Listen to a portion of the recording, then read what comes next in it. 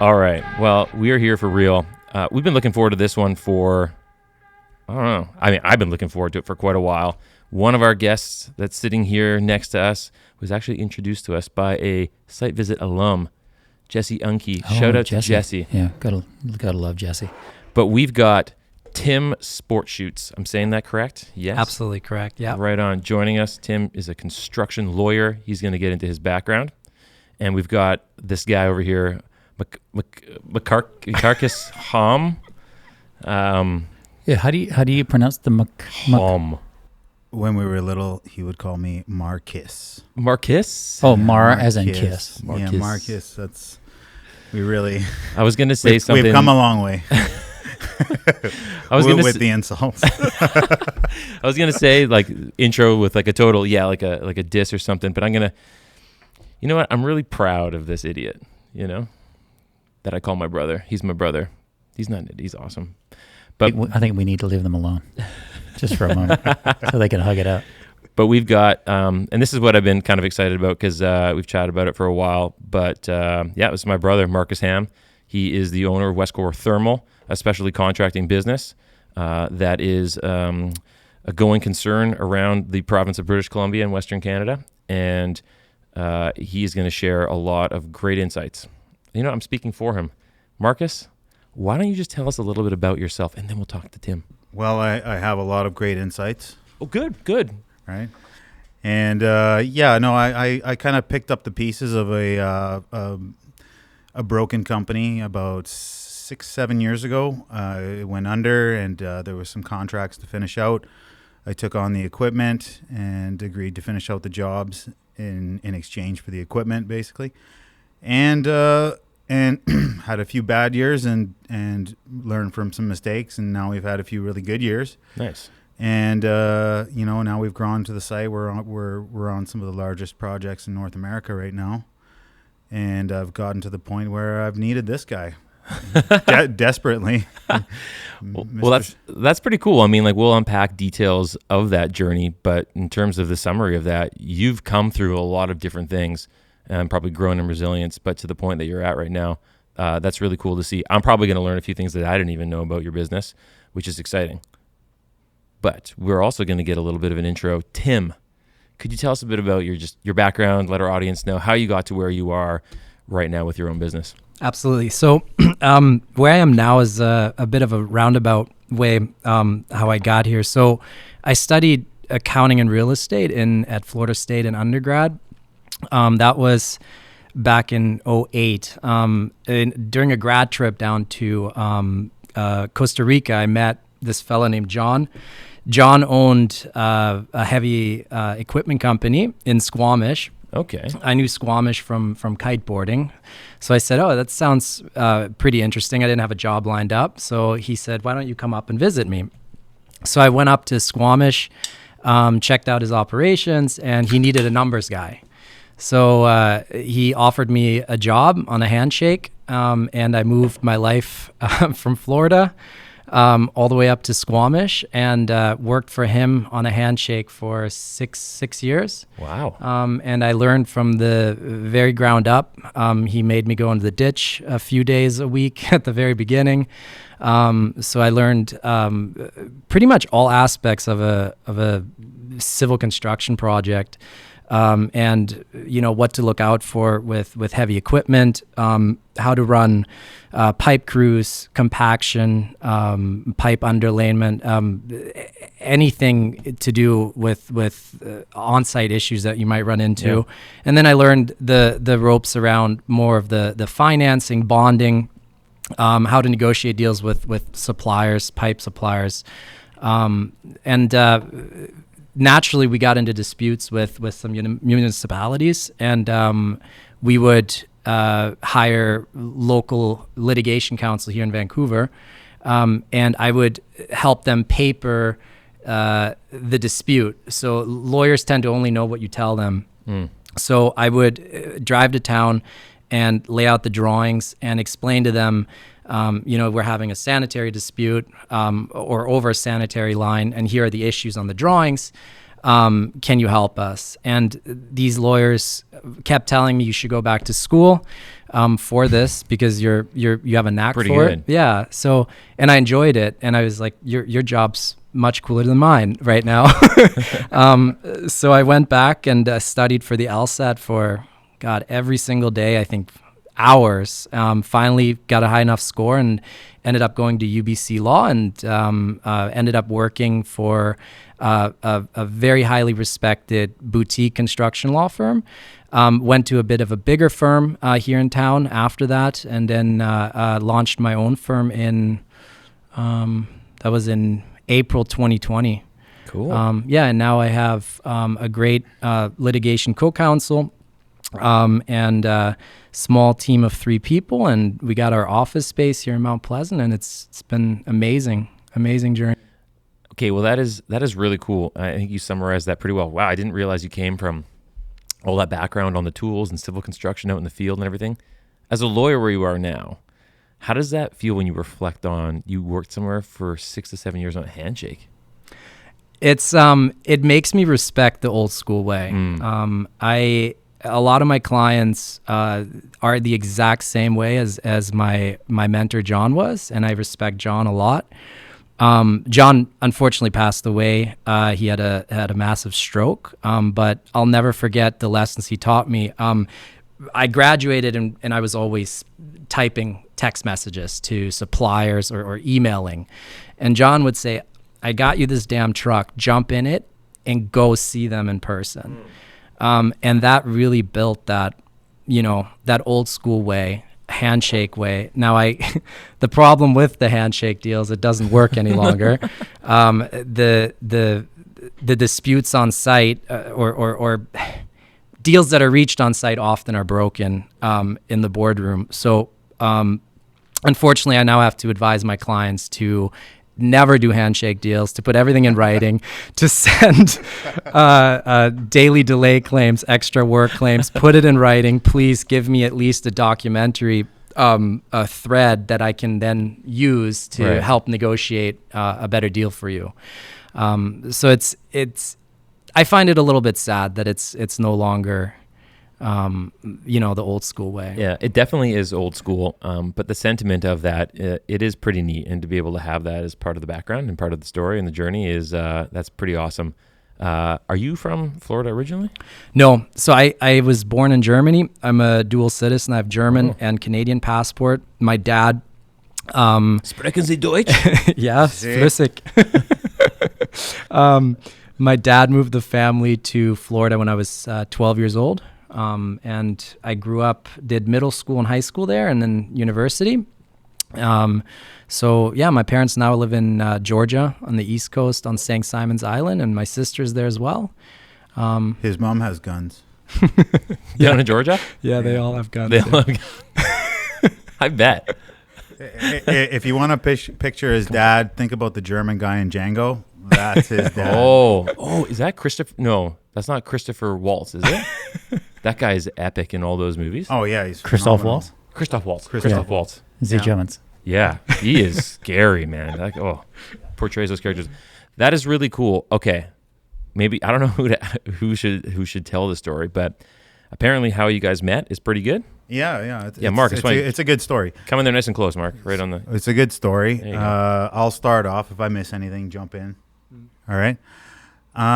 So I've over the years grown to the point where, I can send my financial statements and get on the big jobs. And I won't mention any names, but we took on one project in particular.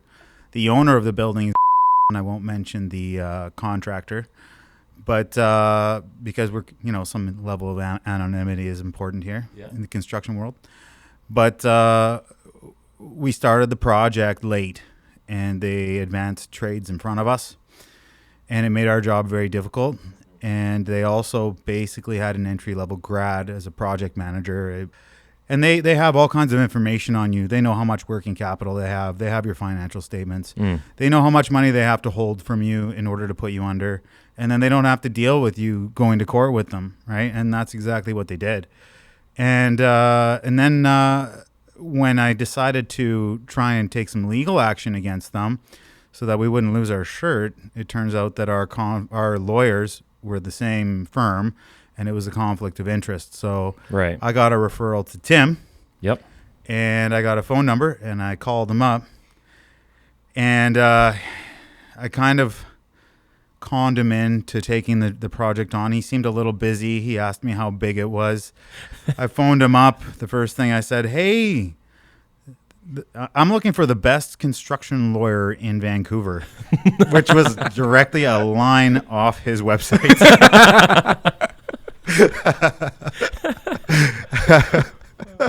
And he thought I was just some prankster. And then when I said, no, I've been referred to you by, your colleague. And he said, okay. And then we explained the situation. He said, how big's the job? And I was like, I don't know. It's 20 or 30 pages, the contract. What did I say? Yeah, you were like 10. It was like a 400-page monster. He's like, well, I'll take a look at it. And then I basically, in the end, had to beg him to take this on because it was quite a bit bigger. But the entire time I downplayed how big it was and how important it was. No, you're good. You can put a letter together for me. We just need to get this out. And I was just putting him under intense pressure to get a letter fired back to this contractor. Yeah. And in the end, after some persistence, this guy took care of the job. Like, he cleared up all of these problems. In fact, what they ended up doing was, and he had such sharp points, and they were so, it was like razor sharp. You couldn't argue with it. Yeah. And he even came to site and walked the site with me, and we didn't tell anybody that he was coming, and he got a good feel of everything we were doing and everything they were doing. Right. So that he could put an informed decision together. Like, find me a lawyer that'll do that. And then he came, and then what they ended up doing was they put a reasonable person in charge of our contract. So in the end, everything got resolved, and we got paid, and we got some extras. We didn't get everything we wanted. You don't always get everything you want, right? Yeah. But you get what you need, basically. Yeah. Did I miss anything? No. Does that sound about like how it went down? Yeah. Yeah, that's about it. Yeah. He called me randomly one day and said, I got this little issue. Can you help? So, yeah, he definitely suckered me into that one. Did you want to do that because of the project? What was it? Just Marcus's charm, or was it some other reasons? I'm very careful about taking on too much. I had just launched the firm. So I have a very specific 1 year, 5 year, and 10-year plan. And in my opinion, to scale a firm in the right way and still continue to service your client the right way, or your existing clients the right way, you have to be careful not to take on too much, because a project like that can very quickly suck up 2-3 hours a day. Mm-hmm. And now you cannot field the calls that are coming in from your existing clients. And the one thing I did notice working for other firms and other lawyers, or being around other lawyers, is they seem to be, oftentimes they miss a key component. I think we're in a service industry. So when someone calls me or texts me on a Sunday morning at 8, I will call them back. Yeah. On that same day, within an hour or two. And that is, I don't have I don't have a closed time. You can email me or call me anytime, and I don't get offended, because I think you pay me a lot of money, and I have an obligation to answer your questions.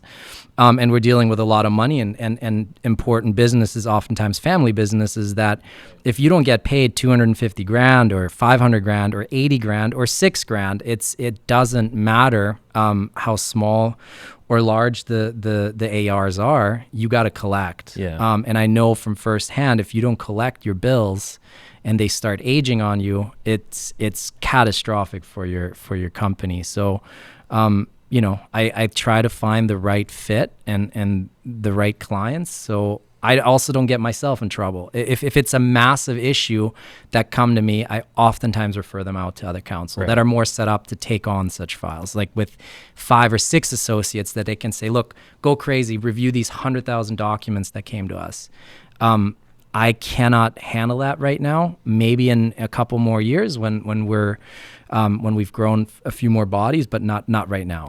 What do you have a prescribed amount of a company your size, a firm your size, of how many files you could handle at a given time? Like, do you try and fluctuate within a certain, or a certain amount of customers, or how do you? It's the scale of each file, probably, right? Yeah. It's very difficult. Yeah. I'm learning some important lessons as I go, because you can take on files where, you look at it and you say, okay, if everybody's reasonable here and you have good counsel on the other side, which is of key importance oftentimes, if you have bad lawyers on the other side, it makes your job exponentially more difficult. Because they ask stupid questions. They ask stupid questions. Can I chime in? Can I chime in? One thing about Tim is that he literally knows everybody. Like, he knows if somebody's suing me, I know that guy. He's reasonable. I'll deal with him. Right. And it's good to know who's on the other side. Yeah, for sure. And then a lot of times, it's like, did you go to school with these people, or how do you meet all of them? You literally have known every single lawyer that I've dealt with. You've known them. It's a small bar. So when you are practicing in the construction law bar, there's some really amazing people that work in this industry, and that's why I love my job. I cannot say enough about some of the people that have helped me, for whom I've worked. I mean, there's senior lawyers with 20 years of experience that are, charging $800-900 an hour that I will call and they will give me their time. Right. And I'm really, honored that they do that. And so you get to know the people in this small community, but also you can't be an asshole. Yeah. You have to be kind to people. You have to, always be respectful. And you find that certain lawyers at times take, a very aggressive stance or an unreasonable stance, which is fine if they get those instructions from their clients and they literally have to do that. Mm-hmm. But you can do it in a nice way, right? With counsel. You don't have to be an asshole. So those guys get weeded out, right, quite quickly. So when you can you sense when counsel is communicating with you that they think that what their client is proposing is kind of nuts? Sometimes without them saying it, can you just sense from them they don't even like it, but they got to do it? Yeah, you certainly can at times. It's a game of poker, but oftentimes you can tell they're getting some really bad instructions. Yeah. There's certain. I'm not going to go too far into it, but there's certain key phrases that lawyers learn to use in code. Emails or on phone calls where you're like, okay, I get it. It's interesting. I haven't had to engage a different kind of lawyer for too many different things, but in any experience of doing it, you do start to see that it is a bit of a dance, right? In the way that you might know a bunch of other, great lawyers in the industry and the nuances behind their behaviors and because there's a strategy to it. Yeah, it's a total strategy to it, right? And I kind of get why. And this is something that we'll talk about. Is as Mark was saying, you need to know when to lawyer up. Well, you kind of do, because there's certain things that you can be educated on and handle yourself. But then there's definitely a time when you need to bring in the pro, because they're going to navigate for you in the right way, and do that poker game, that dance, or whatever it is, and get you, the optimal outcome. Yeah. From the contractor's perspective, I have basically Tim on one shoulder and the devil on the other, right? Yeah. And quite often I'll be angry and I'll want to send an email, and Tim will be like, "No, you better not do that because of this." And he brings you back down to earth, and you make smart decisions. So even just for small stuff, quick and easy, an email or a 15-minute phone call, he can sort of direct you in the path where you're going to be more successful. Yeah, and the redacted email. He doesn't need to jump in and spend 2 or 3 hours on your case. He's going to spend a 15-minute phone call and tell you how to handle your business, and you'll do it far more successfully than if you didn't have this angel on your shoulder to direct you in the right path. Nice. He's just called Tim before. I'm just trying to help anyone who's listening. Yeah. This is how you use the resources that are available to you, and sometimes they're great guys like Tim, or maybe it's your accountant. But the other thing I hope we can talk about later is how to pick your lawyer. Totally. These are all things I think we can uncover. I just got to say, what I like a lot about this dynamic, and you don't know how it's going to play out when you actually get to sit down. But this is a very real world scenario, right? Where you have a contractor who, clearly the way that you're explaining things is quite direct because you have business to take care of. You need to move a big project forward. You need to collect. You gonna have beer? I'm going to have some beer, 100%. Yeah, okay. Let's pour it up here. Yeah. Let's do this. Guess first. Oh, yeah. Thanks, man. Tim, are you good? Yeah. Okay. All right. He's a lawyer. Yeah, I know. He's probably thinking. Not good for the reputation. It's like he's solving complex math problems in his head. If I have this beer. Yeah. So I went on the podcast and said stuff I got to regret. I've seen him have a glass of wine. He does on occasion. It happens. Cut that part out. We'll edit that. After the case is settled. Dave, that's coming out. But back to what I was saying, thank you. Contractors, big, small, whatever size you are, whatever work you're doing, you have a lot to take care of. You have a lot of responsibilities. There's a lot of moving parts. There's a lot of balls in the air. There's a lot of things coming. And if you have someone who's, we have general contractors on this podcast. We have developers on this podcast. We have all sorts of different things. So it's really just trying to unpack it as objectively as possible.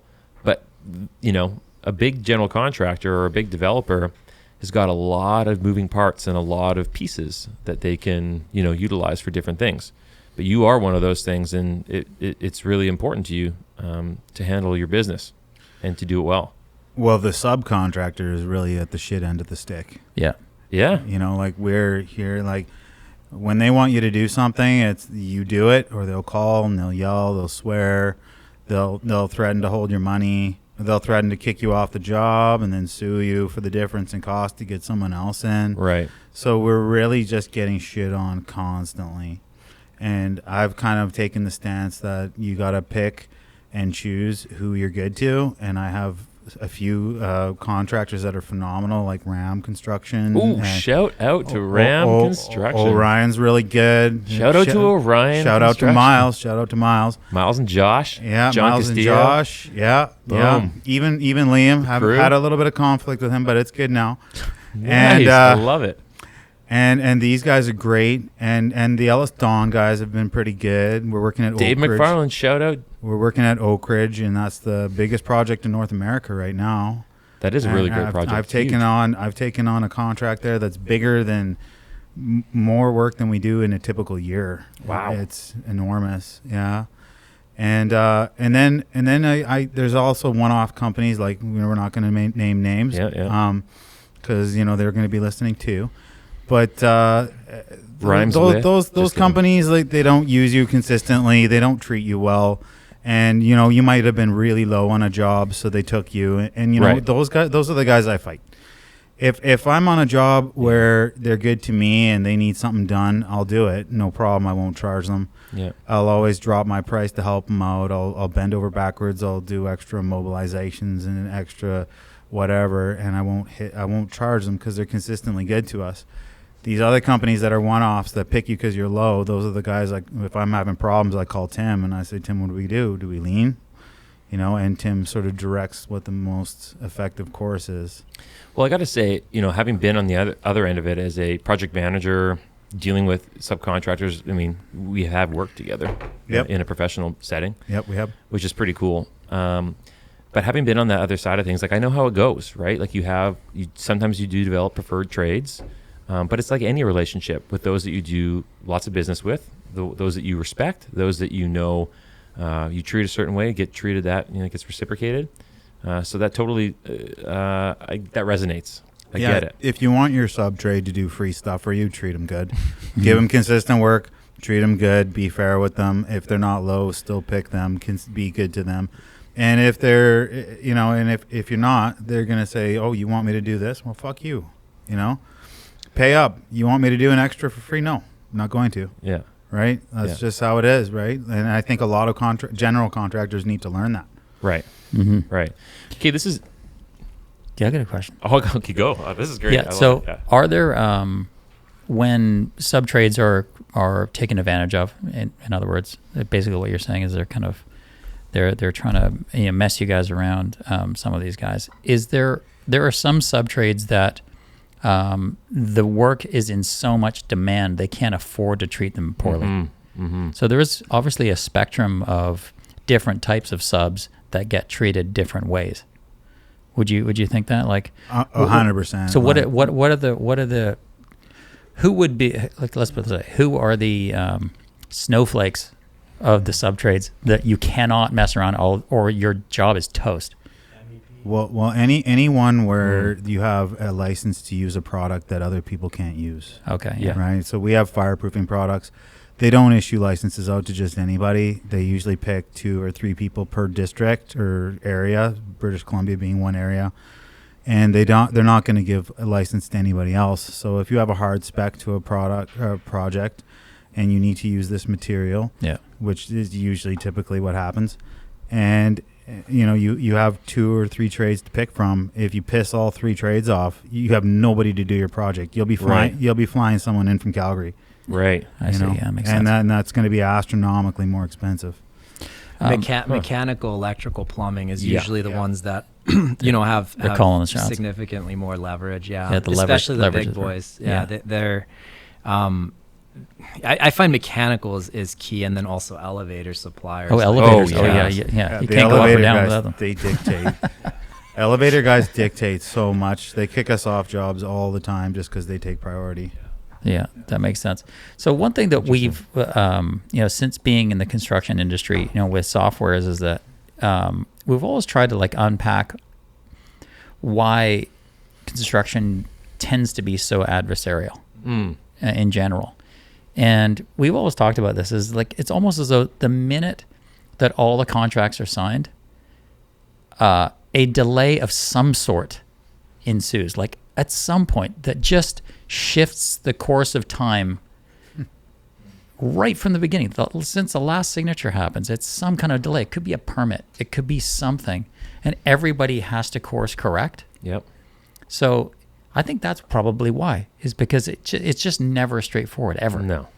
So, and it's somebody who is going to have a dispute with someone else and because of that schedule shifting around, as you said, with the example that you had on that project, is because they had trades going in before you couldn't get your stuff done. That's obviously going to wreck your entire pipeline of work and scheduling all of your people. So there's what do you guys think about that sort of understanding or perspective on why this is adversarial? What do you guys think about that? You want to go first? Well, I think there are sometimes a delay, like you said, because we bid these jobs, and sometimes I just bid a job right near Mom and Dad's house there for. Oh, nice. But they want me to sign a contract, and I'm not going to say anything bad about them here, so I can bring them up. I think I can use their name, right? We're talking to them right now, so you better say nice things. I like. I've had good experience with them, but they want us to sign a contract, and I don't think our scope starts for 2 years. And I know at 7% inflation, how am I supposed to sign a contract where we're going to be on site in 2 years from now? It's a big school. It's right on 24th Ave. Oh yeah, and it's a Catholic school. Yeah, it's a Catholic. All the time. That's exactly And they want to contract the fireproofing right now, and you've seen it's tricky. It's just basically a farmer's field still. And so they sign you up to a contract, and they expect you to start and hold your price. And sometimes you do, and sometimes if you can get out of it, I asked Tim, can I get out of this sometimes? And he's like, well, it's so tricky because sometimes if you agree to bid a job, you've agreed to what was that called again, Tim? Well, there's the Contract A and Contract B regime in Canada.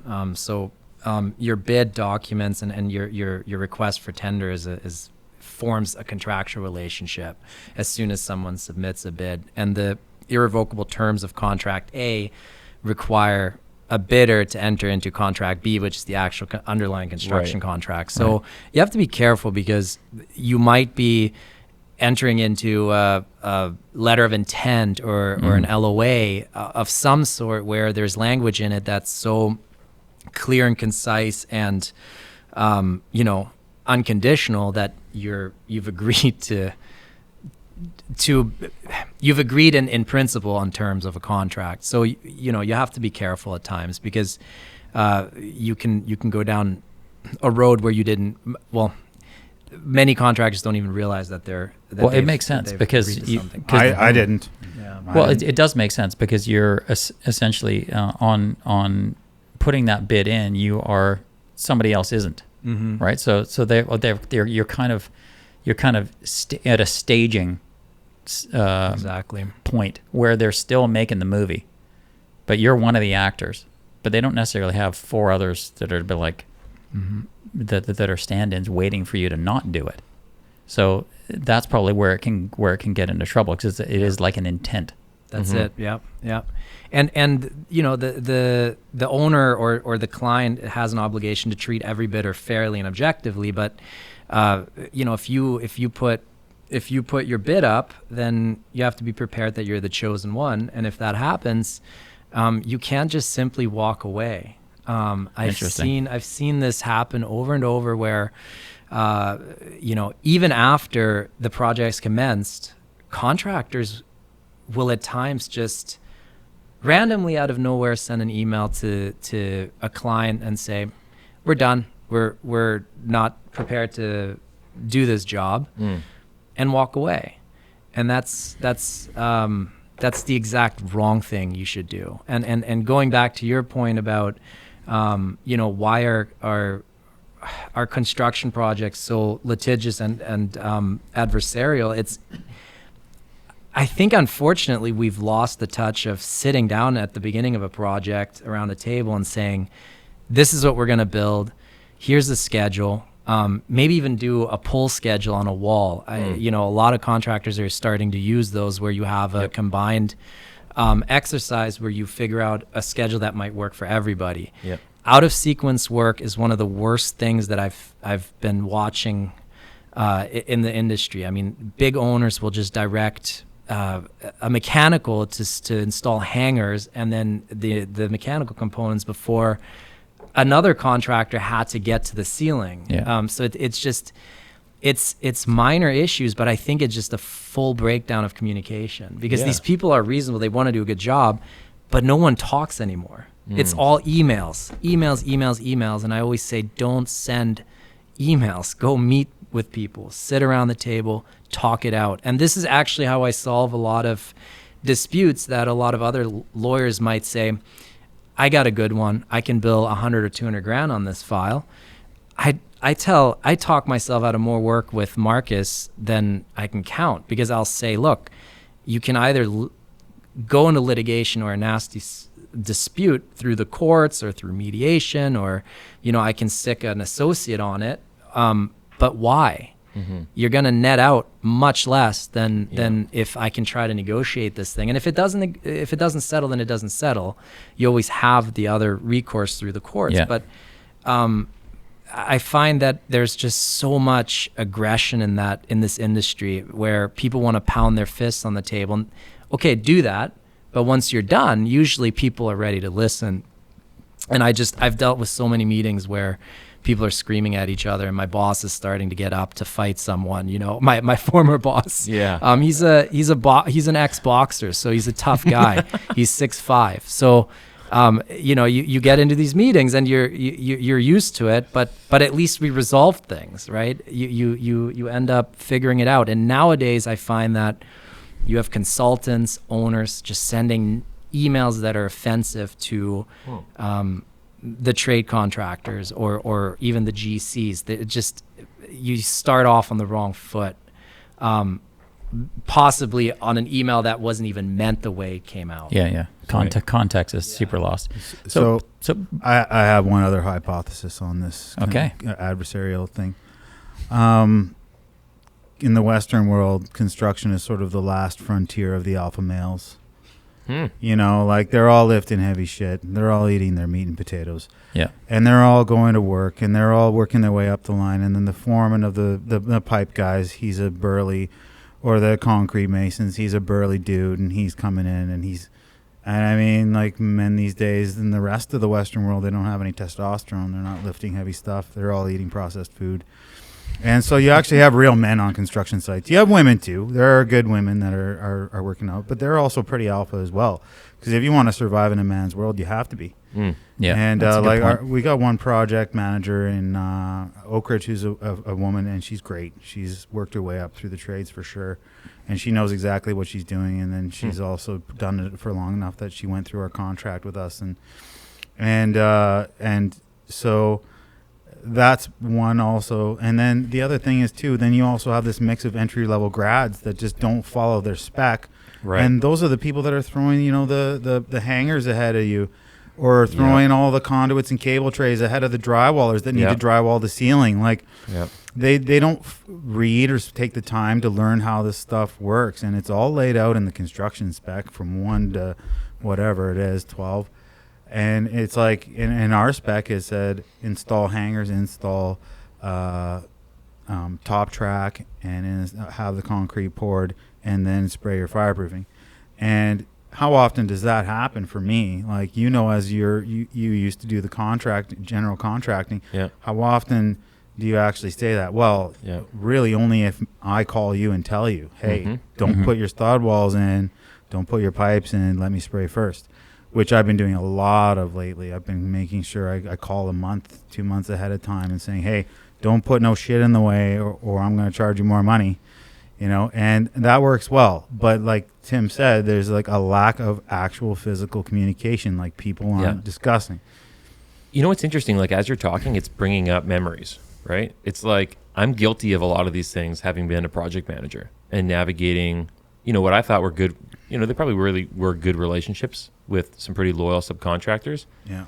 But the subcontractors eat a lot, they suck it up a lot because we're driving projects forward, trying to make a schedule, keep a schedule.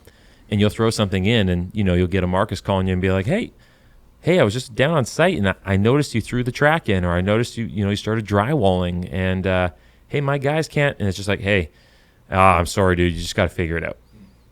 Yeah. You just got to figure it out. And then so many subcontractors just do. They're scared. Profits are razor sharp too. Like people are going to fight over money like crazy because we don't have a big profit margin. General contractors have like what, 2%? Oh, it's razor thin. It's very thin. For high rise. Yeah. So anyway, what's your profit margin, Tim? 90%. We need to get into a different line of business, I think. Yes. Well, gotta go do the that nasty school thing that took you forever. Yeah, probably, no right? doubt. How many years of school was that, Tim? 3. Because you had a degree before that, though. Oh, sure. Yeah. Okay. Yeah. No, 3 post after yeah. university. Yeah, it's 3 years and then an articling year. And then it's amazing how much of your experience in the civil actually relates to what I do and every other trade, because you were having fights on a different scope, but you're dealing with the same people and you were having the same battles with change orders and whatnot, right? Were you working for Graham and all those big companies? Mostly municipalities. I mean, we built a really cool project was in Kamloops. We built a 9-field softball pitch. That was pure earthwork, fit perfectly because we try to go after work that fit within our, equipment profile. So we had a lot of dozers, we had a lot of articulated trucks, like 30 tons, lots of, backhoes, scrapers. So we try to go after the good work for us, because earthworks is actually, you can run some good profit margins if you do it right. Yeah. So we worked some big projects. We worked VANOC projects for the Olympics. We did some work up the Sea to Sky. So there's some really interesting work, but also, I mean, I made a lot of mistakes, right? As a young guy, you think you know it all, and you're coming out of university and you think you're smarter than everybody. And then you start sending these emails where I just, I sometimes go back and read those emails from 2010, 2011, and it just cringe. Funny, eh? It's pure cringe. That's the stuff that Marcus was talking about. It is cringy. Yeah, exactly. No, for but sure. Before, James, I know you got a question. I did. How many construction lawyers would come through the ranks with your type of background? Actual physical construction, in the dirt type experience? Because it really changes perspective. I don't have the numbers on this, but sure, it's like a gut.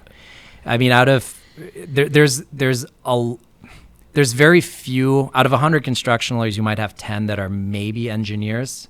You might have 5 that are actually still licensed and permitted engineers under APEC BC. Out of those 5, maybe 3 have actually seen and managed a job site. Many of them did the engineering degree, did a 6-month internship, and then went back to law school. Never ran a company in their life, have no clue about operational matters on site or the issues you're dealing with on a human level. Contractors that have experience in the dirt, I'd say like, I don't know. There's none. It sounds like There's very, none. very few. Pretty low, yeah. Yeah. That's cool. So Marcus, since I've known you, you have this persona as like kind of you're like one of those burly guys. You have this, and I think this probably is part of the brand, part of the whole thing of your company, and the fact that you very capable kind of persona. So as you have gone through your life, you've probably fought every fight in your life. You're always like, oh, I'm going to get on that, and I'm going to fix this, and I'm going to do that. I think at one point Christian actually was able to beat me up. Oh, was it? It was probably like maybe one day in high life, school, and you had a very weak moment. I pulled ahead after that in college. Yeah. Okay, but more, Go. less on the UFC physical side. Go. More on the fact that how hard has it been for you to essentially emotionally stand down and talk to Tim? Do you know what I mean? Because I think your instinct is to be like, no, fuck you. I'm gonna do whatever and to fight your fight.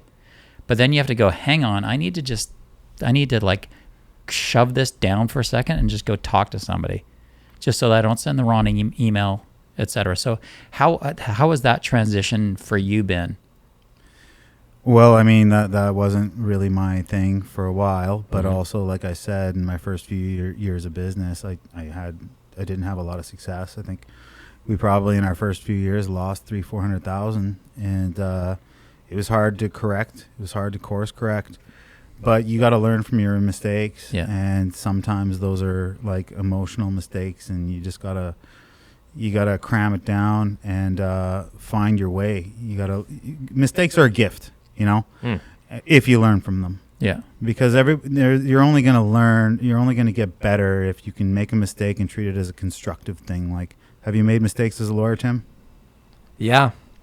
What would you Absolutely. The answer is eat no, them. Tim. No, that's Not for my clients is the answer. Not for Marcus. Not for Westcor Thermal. No, I think you're absolutely right. I mean, it's how you deal with mistakes. Most of the mistakes that lawyers will make are procedural issues that you can fix. They're fixable. Yeah. But you gotta own up to it. I find nowadays you have just excuse after bullshit excuse, and I'm not that guy. If I make a mistake, I call my client. I said, look, I screwed this up. I'm gonna fix it for you, no charge. I'll get back to you when that's done.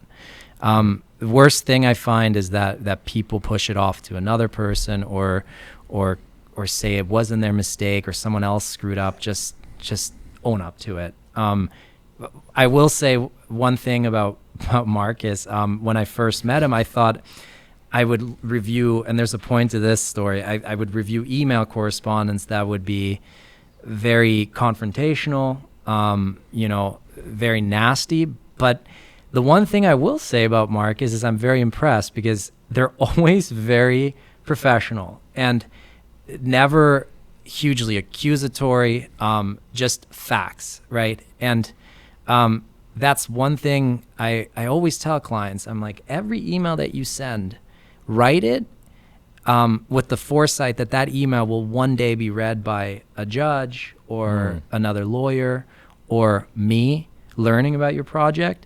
So be really careful what you put in writing. It's of paramount importance for your future documentary record. So and I gotta say, like, if you start acting like an asshole in writing, it's not going to read well in the record. So you gotta be careful. I just think all this conversation is rich with just nuggets, tips for contractors, for people in our audience that are going to be listening to this, because well, I mean, if you can learn from somebody else's mistakes, you're one step ahead of the game. You don't need to learn. You don't need to lose $400,000 in your first couple of years. You can listen and maybe make fewer mistakes, right? But what we see totally, and what we see so much, and we often talk about this with guests, is that, and especially in the contracting world, those that start businesses used to be on the tools, right? Or they were out there in a ditch, right? They were in the dirt. And they excel to a certain point where they realize, to some degree, I could do this for myself, right? But they don't have any of the operational experience, the business experience, the conversing with a construction lawyer experience, and they have to navigate and figure it out. It doesn't mean that everyone's going to be super rough, but there's definitely a learning curve of how to then go and take that from the step of tools to running a business, right? And I've even seen, and this isn't just to toot your horn or anything like that, but your explanation at the beginning of even the progression of your business, is pretty accurate in terms of how I've even watched from the outside and how you've grown it and how you've... I had to fire our dad. He was trying to be very, very involved, came to the office every day, and that was a pinnacle turning point too. That is going to be a great little short. Yeah. Yeah. He's vastly more successful than Chris or I will ever be. He's made millions, and he's got a family that's, he's led us like no other dad could. We have the best dad ever. Jeez. Man, oh man. Yeah, like nice no one would ever say anything different to. Every single person that meets him has respect for him. But when it comes to dealing with his sons, it's a little different. He's dad. He's dad. He's not business partner. He's dad. He's dad. Everything you do is wrong. Everything you do, you could have done better. And eventually I just had to fire him so that I could get him to stop interfering with the business. Oh my gosh. And I'll tell you something. I think Mom and Dad recently started listening to this podcast. And I'll tell you something. That was our first successful year. But I'm not saying that everything that Dad did was wrong. Yeah. Right. What the problem was, he's such a nice guy that all my shit employees would come to him and he would enable their bad behaviors. Yeah. But it's also it's not the fact that he's not there. It's the fact that you're alone. Yes. That's the reason. Yes. Yeah. And you have to deal with everything. Yes. And that goes to my point about your progression, right? Is that you took ownership, complete ownership. Yep. Right? And then had to navigate these things and become refined in how you approach things. Before you met us at lunch, Tim and I were talking about how we've been hit with scammers, right? And my receptionist almost sent $60,000 to Willie 7 years ago. And the phishing thing we were talking about that on the weekend. The phishing thing. And I had another one come from CRA, which wasn't actually from CRA, saying, "Here's the payment portal. You owe us $16,000 in rear back taxes." Yep. And then it was, of course, very draconian, threatening. CRA. It came in a government sealed envelope. Crazy. And it was $16,000 for your employment payment, employee remittance or whatever. And I was like, how do they know our exact numbers? Oh, it's crazy. How do they? So we missed the remittance, but we can make it up through this portal right here. Well, we get emails from James all the time. You do? Oh, yeah. I have to probably once a month. I'll send a note to the team on the general channel. Go back and it's hilarious how once frequently a month. What happened to you, Tim? Probably once a month, and I say, another phishing email, guys. James is not contacting you. Wow. Yeah, I get them all the time as well. And they're super time. pro. Yeah. But you had to take the reins of your own everything, Yeah. right? Your bank account, you couldn't. I just have a problem. I read a lot of the law. We have an insurance, a liability insurance through the Law Society, and they publish these very informative updates on the most recent scams, and they're very sophisticated. So I just don't trust anyone with bank accounts. My bookkeeper, who's incredible, my accountant, who's incredible. I just don't want anyone else to make a mistake, and I'm responsible for it. So I've also locked it out completely. That makes sense. No one gets in there but myself. Getting back to when you guys were even talking about how you first met.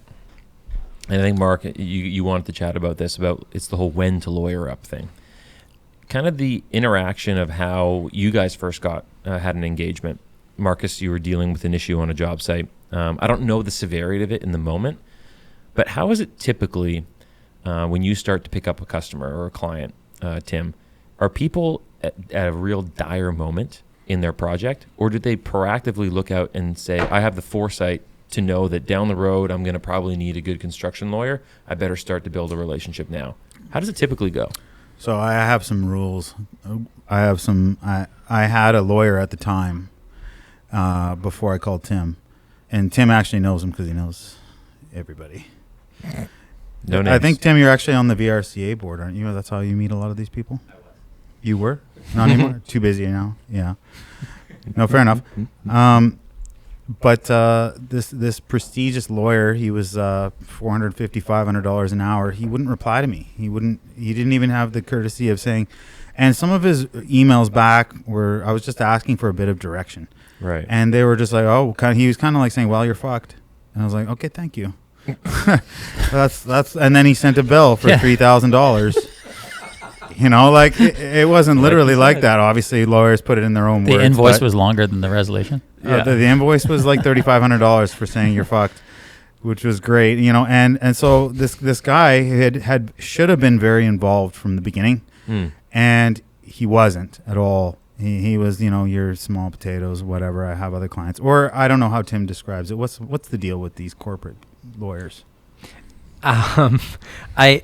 I think a lot of lawyers just they have a lot of files. They're under a whole different type of pressure that I am under, because that's why I started my own firm, because I don't have to answer to anyone. I'm not building someone else's dream. A lot of these lawyers seem to be they're dissociated with their work because it's not their name on the door. Oh yeah. Makes sense. Whenever I walk in my office, it's my name on the wall, and that's intimidating, but it's also hugely motivating. It's pretty nice. His new office is amazing. Does it say Sportschuetz on the wall? Yeah. Oh yeah. And when your dad was there for your grand opening, he was standing by that name like with pride. He's like, "That's my name. That's my son. That's my name right there." Yeah. It's really good. It's really good. Like his office is really something else. All right, we're gonna have to see this sometime. Yeah, no, I mean, yeah, you guys can come by. It's in Mount Pleasant. So I don't even know what. Just back to when contractors are reaching out, first engaging with you. How's it typically going down? So my favorite clients are the ones that have the foresight, probably from prior mistakes and experience, to say, look, we're going to go after this project. This is the type of scope it is. And then I can actually discuss project risks with them right from the get-go. And that will help form their submittals to the owner or the consultant. We can actually say, look, these are exclusions, these are inclusions. We're concerned about X, Y, and Z on this project. You need to give us, issue an RFI, for example, if that needs to happen. That's very early on. Those are tend to be very sophisticated clients and long-term clients that understand the value that a lawyer can bring at that early stage. Oftentimes you get contractors, still I consider in the early stages, to say, Tim, here's a contract, can you review it? These contracts are becoming so one-sided that it's almost embarrassing. I'm almost embarrassed for our industry where it's trending, because I see these, contracts, the standard form contracts that were intended to be fair and equitable and objective, drafted by all these different industry participants, consultants, owners, GCs, subs in mind. And then you have someone on the other side, usually from the top down, drafting supplementary conditions that are just so severely one-sided that it creates an immediate power imbalance from day one of the project. Is that a BC thing, or is that an all-Canada thing? I don't know. America thing? I only know BC. I don't deal with any other province. I refer people out. If I have an Ontario client or Alberta clients, I just don't deal with it because they have a different lien legislation, acts. You have to know your limits as you do, right? You're not going to take on jobs you don't know. Yeah. But yeah, I find these contracts are getting tougher and tougher to operate under, especially for sophisticated trade contractors. They're put into extreme positions and they don't even know it, which is really, really scary. But you still have idiots that sign these things without even crossing anything out. And people don't read it. For years I've been crossing things out. Now the big jobs I send to Tim, and it comes back heavily redacted, like some sort of Joe Biden document. but Hunter Biden document or whatever, or some sort of Fauci document. But heavily redacted. They come back, and I just like, Tim, I need to get this job. I mean, I actually want to get it, so we can't cross everything out. But a lot of these the F-bombs are going to get us canceled. we don't have to cut those out. No, the Fauci is the F-bomb. Fauci. Yeah. Fauci's in every podcast. Come on. I'm kidding. We're just joking. No, it's all over the place. Yeah. Don't cut that. Don't cut the Fauci stuff. Some of the worst ones are personal guarantees. Right. Believe it or not, Right. Owners or big GC or developers, they will issue, a CCDC 17, which is a trade contract between owner and trade, and they will stick in there supplementary conditions that require personal guarantees from the owner. And I immediately cross that out, pay if paid or pay when paid clauses. We will only pay you if and when the owner pays us or the lender pays us, and that's a precondition to your entitlement to payment. I mean, these are insane clauses, and anyone listening, you should never sign anything like that, because you will lose not only your company, you will lose your home, you will lose your cars, you will lose your wife's home if she's on title. So be really careful. I've had some really tough conversations lately with contractors that it was too far gone. I couldn't even help them. And I've seen them on contracts for like $9,000. That's crazy, because it's boilerplate and they just carry them on. Boilerplate, and there's scope specific work. They rope you into everything related to your trade, and they do that to everybody because some idiots will sign it.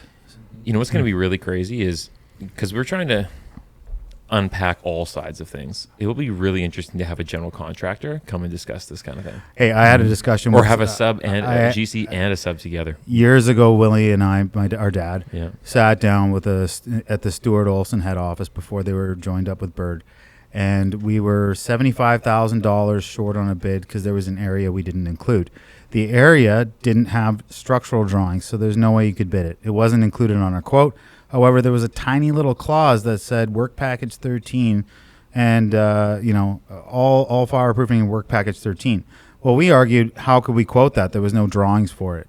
And then the Stuart Olson guy says, well, you just got to cross that out. Basically, every big contract that we get, the people that know what they're doing, these things come back redacted like crazy. Yeah. And then we have to mutually agree on the terms. And when only half of the people are doing that, sometimes it's unfortunate, but they'll just take your contract and throw it in the garbage, and they'll go with the bidder that was $5,000 more because he signed the contract. Interesting.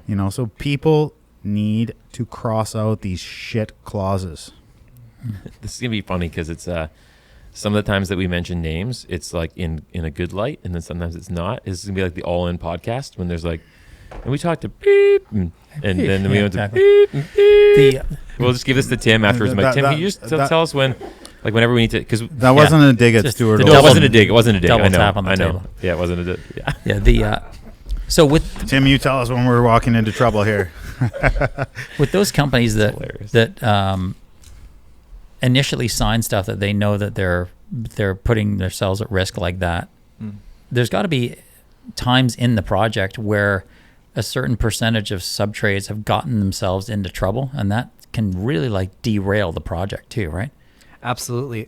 Everybody. Everybody. So I represent a lot of formwork contractors, and they're naturally, I had to recently pick apart a critical path schedule that had their work layered for each level that they were building from P4 up to L12.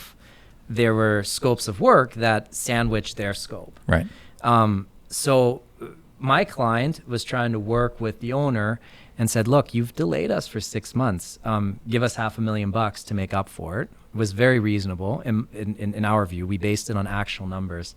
And it was rejected outright. You delayed the project. We gave you a new schedule. Schedule was never accepted formally. So what we did was we actually picked apart the schedule and the each individual activity, and we drafted a very detailed letter to Owners Council laying out the issues with it to say, look, if your rebar guys are delayed by 2 days, our guys are delayed by 2 days. And our guys are therefore allowed to seek a delay claim and extra cost because it's an excusable, compensable delay. So you have to actually pay attention to the schedule, which I find is often missed. So if you see that the schedule has certain activities that are preconditions to the next activity commencing, you can start figuring out, okay, we can send a delay notice for each one of these. And that's exactly what we did. I told my client, I said, you're going to be a pain in the ass to the owner to the point where they don't want to hear from you anymore. And they're just going to pay you $500,000. That's exactly what I have a question happened. for you. These delay costs, are they like labor downtime or are standby they rates, material cost increases? Yep, crane rates, standby costs. You just sent a notice each time. Did they quantify it or did they just give notice? Absolutely. You have to quantify it. You have to give proper notice in writing pursuant to the contract clauses. So notice provisions have to be honored. You cannot later say, oh, there's a 5-day deadline to give notice from becoming aware of an issue. No. You as a contractor, you have to follow those notice provisions perfectly. If you don't, you risk losing out on those claims. So, you sometimes you have to play the game because the owner might be getting advice that's quite aggressive and they look at the contract, but they don't look at the schedule or they don't ask the right questions and they don't realize that in fact, every single day the contract completion time is being pushed back because other activities or other sub-trades are not performing as they should. So you have to pick apart those issues. At times, unfortunately, it's not even the owner's fault. They're just getting bad advice. Yeah. And they're being led down into a very litigious area. And it's really sad because the project ends up, being delayed. So another question. When you get a schedule sent to you, how, like you said, the schedule wasn't accepted by them. Well, I should clarify. So did that mean they got a schedule sent and they just didn't reply or they didn't agree? Or do you have to actually reject that schedule in order to be like, no, we didn't accept this? It depends on the language of the contract. So there was an official original Sorry IFC. to bore you guys. No. These are legit questions I have. It is. That's good content. So there was an original IFC schedule that was included by reference, into the contract. That was the official schedule. So there's also schedules that you update, an as constructed or as built schedule against the as planned, and you compare the two, and that's generally how you figure out what is in delay, whether float was eaten away throughout the project, and who's responsible for the delay and how it affects completion dates. In this case, you had the consultant issue updated schedules unilaterally without input from the other trades, and they simply deemed it as the official new schedule, which favored their completion timeline. Yeah, of course. But So they didn't want to pay for the delay. So it's good for us to say, no, we don't agree with that. Absolutely. Put it in writing and say, we do not agree with the schedule. But if you don't, you still have a contract based on the old schedule, correct? It's risky because you always, it's never a sure thing in law. If you go into litigation or the courts, you can never guarantee an outcome. So it's so easy just to, the amount of millions of dollars wasted on just sitting down and writing a 5-second email that says in the subject line, meeting today on site with so-and-so from so-and-so company. We discussed X, Y, and Z, fired off to everybody, make a record of it. If those emails existed, you wouldn't believe how many disputes could be avoided. But contractors generally tend to not do that because they're busy, they're outside, it's cold, they're working out of their truck, they don't have access to their phone at that time or their laptop's down. They're dealing with a million other things on site, so it's really difficult. But you can do certain things in this construction world where you can really protect yourself. I mean, I just think that is so helpful, right? Just to even have those simple steps outlined. A few moments of intention can save you a lot of headache. You talked a bit about, and this is where both of you guys chime in on this. We talked about clauses in contracts. We talked about guarantees. We talked about contractors getting paid. One of the things that I really want to, and I know James, you and I have talked about it, we've heard our customers at SiteMax talk about it, is prompt payment legislation. In Ontario, it's legislated. In Alberta, it was recently brought into law. BC is more of a floated idea with a little bit of pushback, from what I know. Maybe just a general discussion, really quick, around what is prompt payment, and then just kind of the nuances between how that really impacts you as a subcontractor, and how it can be, how it could be put into practice and have benefits. The last I heard, BC was the only province that didn't have it. It's one of the few that don't have it. So should I give a quick run? I mean, maybe your audience knows what prompt payment is. No. Go for it. Yeah.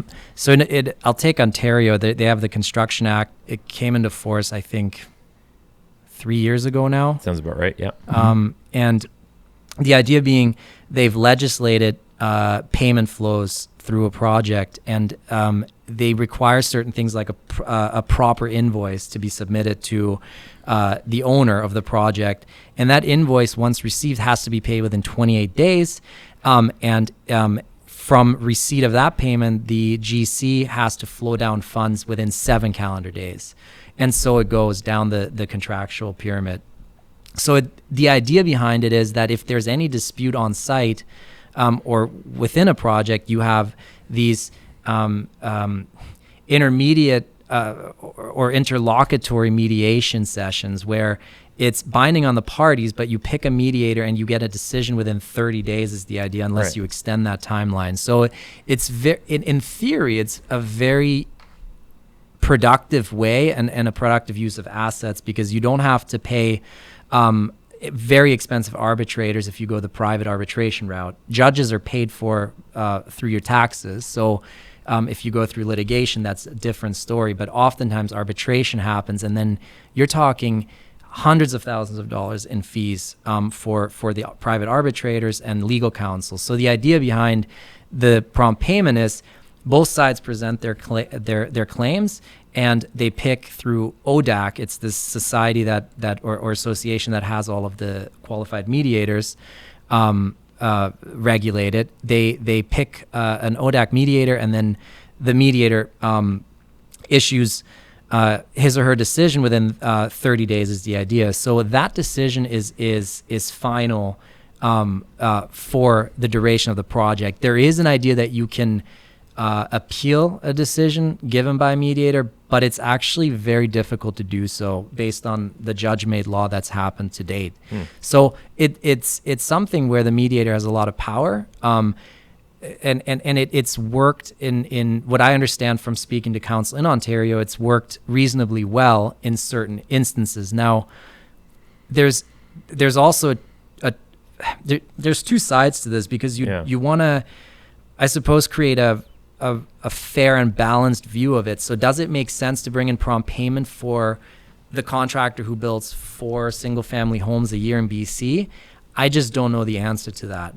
Because why I say that is, for such a contractor who might have 1 or 2 people at head office, maybe no one at head office, who is going to deal with the claim prep?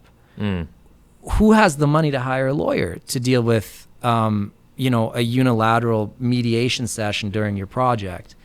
Not many. So you also don't want to overcomplicate the procedures on site for a smaller shop. For sure. If you have a company that's massive, right, 100,000 employees, they can easily deal with these processes. But the smaller you get, I think you got to be careful to strike a good balance between overcomplicating it and making it work for everyone. So I'm very much supportive of the government bringing it in. I know they have a task force since January 2022. They're working on it. The BCCA and the VRCA are heavily pushing it. But I think we need to strike a really fair balance in all of this, so it works for the industry. Would it make sense for this to have like a spectrum, like different scales based on the amount of, let's say you have it's based on revenue basically.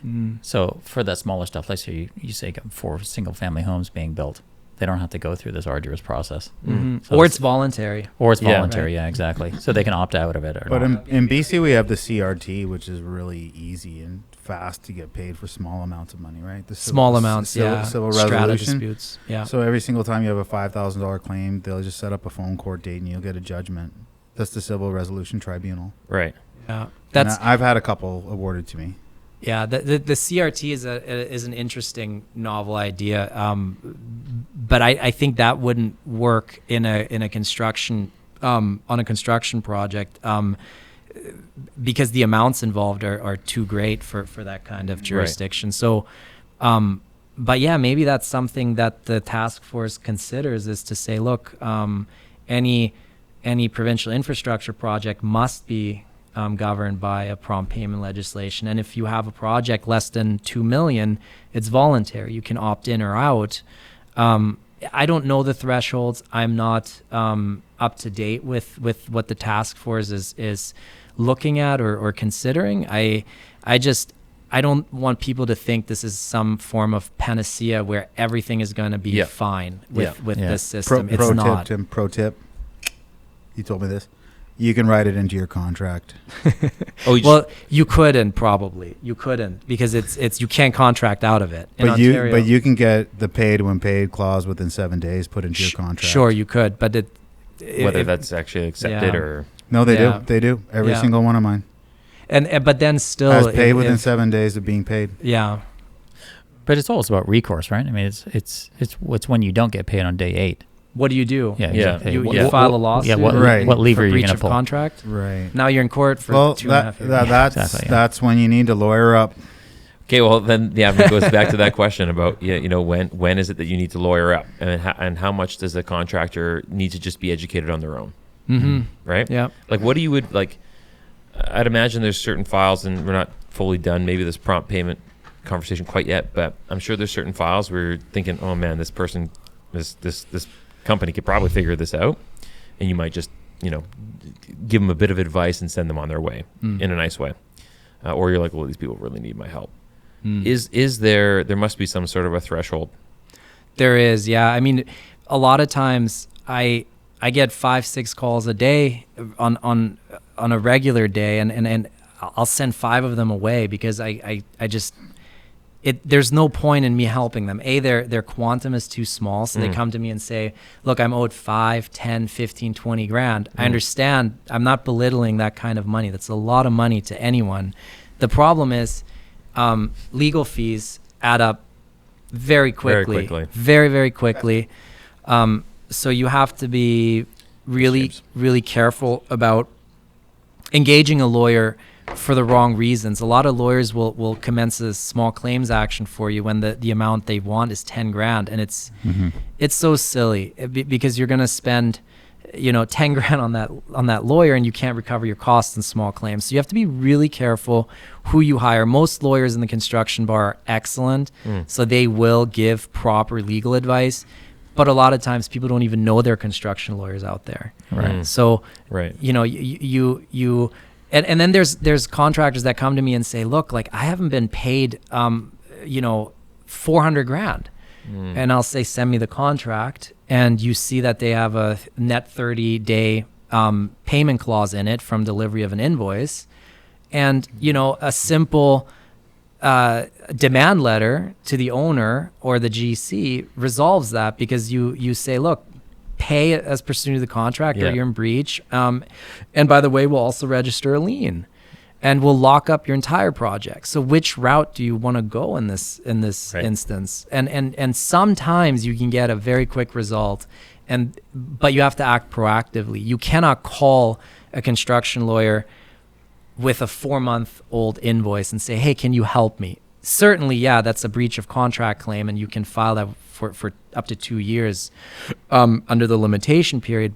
But you're hurting yourself because you could have registered a claim of lien and had an in rem right against the project land. So that's much more powerful. So I have some rules of how to pick your lawyer. Well, I was gonna say this is a good place to tidy up the conversation. We have a rapid fire round of questions, but for both of you guys, this is how we end every podcast. But as a way to kind of, as a capstone on the conversation, what advice would you give from both sides? What advice would you give to contractors in terms of how they should go about, one, just approaching contracts, if there's a general thing, and also, if needed, yes, how to pick a construction lawyer? Okay. So Tim kind of gave you a bit of a background on when to lawyer up. Yep. I would say you definitely need to know how to pick your battles. If it's not cost effective to hire a lawyer for a $10,000 small claim, don't. Yeah. Just file the small claim. Tim can do the little bit of paperwork, you pay him, and then you go and then handle your business. Right. If you have a good argument and you can speak English, you should be okay. Right. Would you say that's correct? Yeah. Okay. Number 2, if you're on a big job and you are royally getting screwed, can you walk away from all your outstanding progress draws? So if you have some of these jobs pay in 60 days and you've billed after your 30 days, so you're looking at about 3 months in progress draws, could be in the millions. If you have a leg to stand on, you can sue them and walk away from that money, but you're going to be waiting 2-3 years. Like I was explaining to you guys earlier, or Tim and Chris, I finally got money from like 2018 and it was 37 grand. Right. Was it worth it? Kind of, but I mean, inflation's done a toll on that. Yeah. That used to be worth 55 grand. Yeah. And I think that the lawyer I used then played it dead wrong. So, can you walk away from the money? Yes, but you got to have the right lawyer. And so that's the sort of the 2 rules that I would say. Is it cost effective, and can you walk away from the money? Yeah, winner. Shout out to Daniel Smith in Alberta.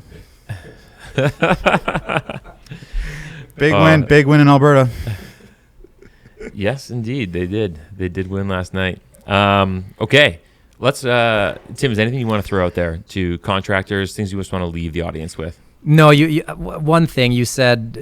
What's one recommendation I can give to contractors is just read your contract, please. Do not sign anything that you haven't read, and certainly nothing that you don't understand.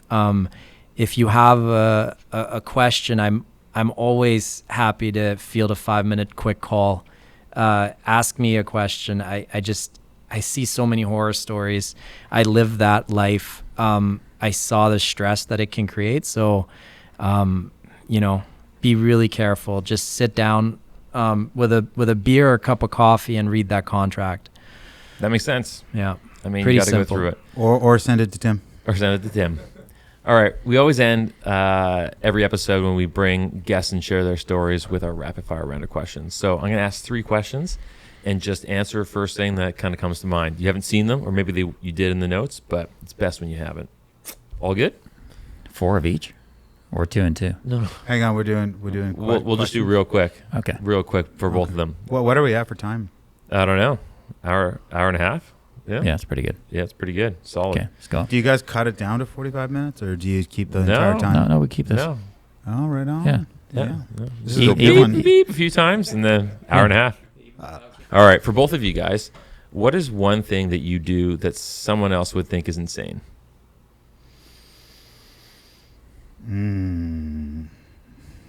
Text my lawyer at 6 a.m.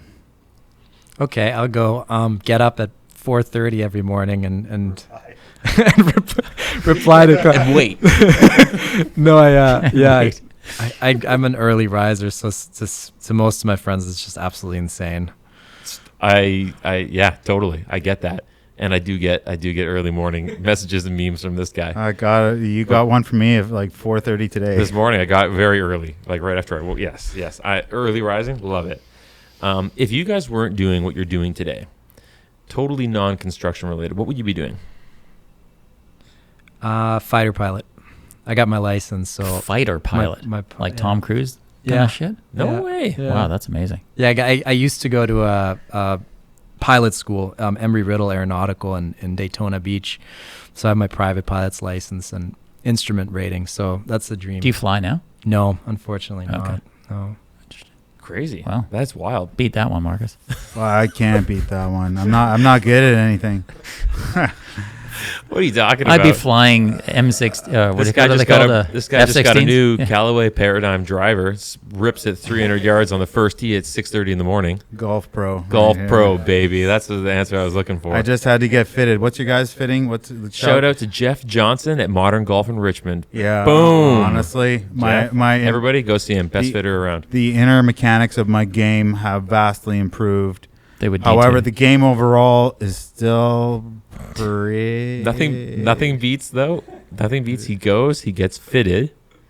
First tee, I play with him. We're playing. That was last holiday Monday morning at Swanee Set, 6:30 a.m. Literally cooks it 300 plus right down the middle. Oh man, Just kind of like, okay, you guys sell beers yet? It was great. Yeah, no, that driver makes a big difference. It is. But I mean, It's amazing. It is. Yeah. It is fantastic. Okay, last question. We're called The Site Visit. We're a construction podcast. What is your favorite or most memorable story from the job site? And you guys both have good job site experience. like just the best construction story I have. Yeah, best construction story. You were at Fort McMurray camps for a long time. Could be comical. Could be. Oh man, when I was up there, 3 guys got cooked in a vessel. What? That was pretty crazy. What is it? What? Say that again. Like I think it was Syncrude. I was working up there with just doing fireproofing. That's when I was just starting out. Yeah. And some guys were working in a confined space in a vessel, and someone shut it on them without, at the end of the day, and they got cooked. Yeah. Oh my goodness. Whoa. Yep. Okay, that's wild. Construction is dangerous. I mean, Construction is dangerous. construction is dangerous. I don't think people really actually give it the credit it's due. Yeah, no kidding. And I constantly harp on my guys to work safer. When I catch them trying to bend the rules and break the Yep. rules, I get mad, and then I look like a tyrant. But it's like, you guys got to play by the rules for so many reasons. It's your life. It's work safe's going to come and find us. It's a number of things. It's also, I could get sued, and Tim couldn't help me with that one. Probably not. All right, Definitely Tim. not. What's your Mine what is comes to mine mind? is not that cool. In my first couple weeks, I think working for John, we were running 4 30-ton Volvo articulated trucks, so they're like this thing. Yeah. And he was short of an operator, and he just said, "Jump in there." I never drove one before, so it was that was pretty cool 2 days. Stand back. I'm a fighter pilot. Yeah. Chris, what's your best experience from Integrated? Why? You mean construction in general? Yeah, or anything. Anything? Marcus is the host now. Marcus is the host. Well, no, I don't think mean, I've ever had to answer this question before. You guys should have your own experience and your own input. Yeah. I mean, I think I've shared it a couple times, just in terms of experience and what I think changed the trajectory of my career in construction. Is I was doing form work. This is during university. With Mike? Not with Mike Dan? yet. With Dan Pittman. Shout out, big guy.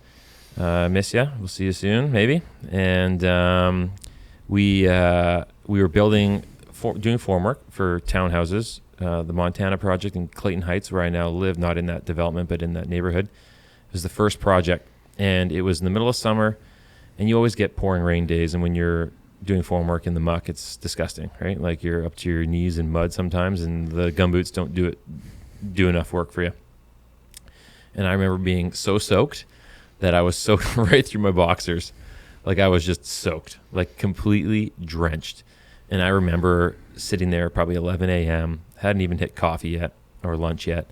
And I'm thinking to myself, I am never working in construction again.